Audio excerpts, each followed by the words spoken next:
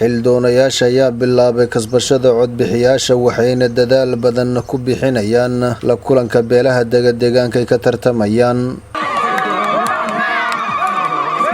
shacabka oo lagu dhaliilay inay qabiil wax ku doortaan ayaa hadda u muuqda inay ku dagmeen durbaankii qabiilka. nin wax qabad oo inuu wax noo qabtay dadka iyo dalkaba baan u baahanahay ma ogi qabiil uma baahnin qabiil waxa la dhawaan u baahanahay ma jiro ma rabno nin markii meel la geeyo hebelo iyo qoys hoose iyo wax sidaas ka shaqeeyo ma doonayno. hadda ninka shantan ku jirabo nin heeb ahaan nagu xig way waxa naga qabsadane nin walba uu arkaa horta qabiil inuu wax tarayn taas ku tusi.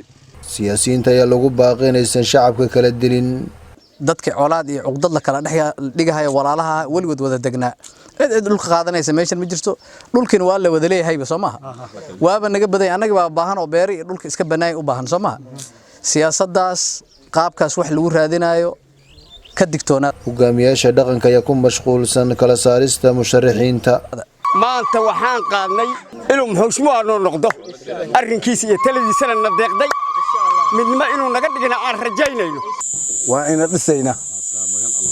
ina dhisaynaa waxaa kaloo jirta ninkii alla u qoro baa soo gali aad u fiirsada beenta way xun tahay waa khiyaano. ninkii inaan meesha geysanaan rabnaa baarlamaanka aan geysano oo noo adeego inaan adi noo keento annagana kula qaadna annaga kamaba dhigayno inaan kula doonaynay baan ayaan qabnaa. wiilku waan qaadnay waan ku jirin laqdaba ninka geedka ku imaadow aday ku taal. dhankooda musharaxiinta ayaa la sheegay inay sameeyaan ballanqaadyo badan sida iyagoo ka fiicnaan doona kuwii xilka sii hayay balse xaaladdu markasta sidii la rabay ma noqoto. walaalow waan ku dhisaynaa laakiin wax beenta yahay way xun tahay furasa ku heshoon raad inta tira been dadka u sheegin waxa qaban karin walaalow ma qaban kari hore lagu caana been.